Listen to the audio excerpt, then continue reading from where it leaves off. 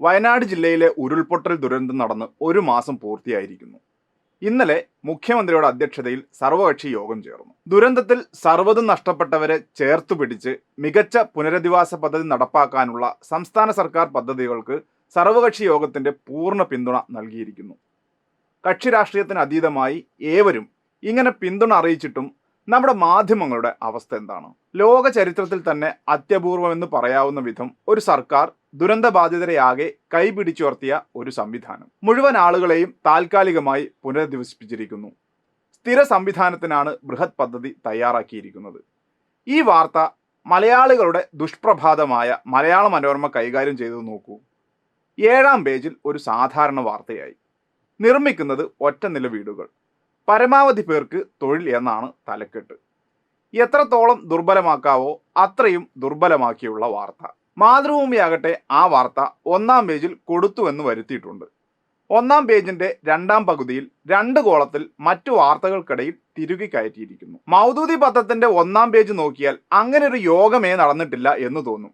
മാത്രമല്ല, പുനരധിവാസം നടക്കുമോ എന്ന ആശങ്ക പങ്കുവെച്ച് വയനാട് ലേഖകൻ നടത്തിയ ഭാവനാ സൃഷ്ടി 1-ാം പേജിൽ സൂപ്പർ ലീഡായി നൽകിയിരിക്കുന്നു. എന്നാൽ സൂക്ഷിച്ചു നോക്കിയാൽ ആ വാർത്തയുടെ ഇടതുവശത്ത് ആരുടെയും കണ്ണിൽപ്പെടാത്ത വിധം സിംഗിൾ കോളത്തിൽ വയനാട്ടിൽ 1000 ചതുരശ്ര അടിയിൽ ഒറ്റനില വീട് എന്ന് നൽകിയിട്ടുണ്ട്. ഈ ഒറ്റനില വീട് എന്നതിലൂടെ ലക്ഷ്യമിടുന്നത് വലിയ വീടൊന്നുമല്ല എന്ന് വായനക്കാരെ തെറ്റിദ്ധരിപ്പിക്കുകയാണോ എന്ന് തോന്നിപ്പോകാവുന്ന തരത്തിലുള്ള വാർത്താവിന്യാസം. അതേ മൗദൂദി പത്രത്തിന് പുനരധിവാസം ചെറിയ വാർത്തയാവുകയും വാർഷിക പദ്ധതി പാതി വെട്ടി എന്ന ലീഡ് വാർത്ത നൽകുകയും ചെയ്തതിലൂടെ പരമാവധി കുത്തിത്തിരിപ്പുകൾ ലക്ഷ്യമാക്കിയിട്ടുണ്ട്. വയനാട് ദുരിതബാധിതരുടെ പുനരധിവാസത്തിനായി 1000 ചതുരശ്ര അടി വീടാണ് സർക്കാർ നിർമ്മിച്ചു നൽകുന്നത്.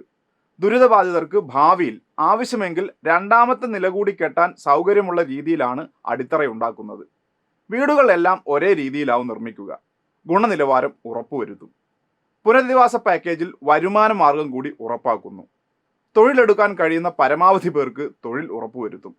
മുഴുവൻ സ്ത്രീകൾക്കും അവർക്ക് താല്പര്യമുള്ള തൊഴിലിൽ ഏർപ്പെടുന്നതിന് ആവശ്യമായ പരിശീലനം നൽകും. വാടക കെട്ടിടങ്ങളിൽ കച്ചവടം നടത്തുന്നവരെ കൂടി പുനരധിവാസത്തിന്റെ ഭാഗമായി സംരക്ഷിക്കും. ദുരിതബാധിത പ്രദേശത്തെ സ്കൂളിനോടുള്ള വികാരം കണക്കിലെടുത്ത് അവിടെയുള്ള സ്കൂൾ പുനർനിർമ്മിച്ച് നിലനിർത്താനാകുമോ എന്ന് വിദഗ്ധർ പരിശോധിക്കും. ഒപ്പം പുനരധിവാസ സ്ഥലത്ത് ആവശ്യമായ വിദ്യാലയങ്ങൾ ഒരുക്കുക കൂടി ചെയ്യും. കർഷകർക്ക് കൃഷി ചെയ്യാനുള്ള സൗകര്യം പാക്കേജിന്റെ ഭാഗമായി പരിഗണിക്കുന്നു. പ്രത്യേക ടൗൺഷിപ്പ് വരുന്നു.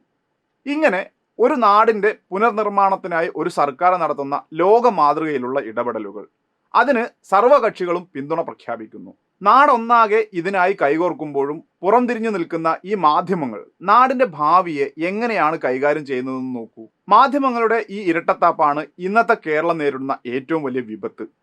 രാഷ്ട്രീയ ലക്ഷ്യത്തോടെ നിലപാടുകൾ മാറ്റുന്ന പ്രതിപക്ഷത്തെക്കാൾ വിഷം ചീറ്റുന്നത് ഈ മാധ്യമങ്ങൾ തന്നെയാണ്.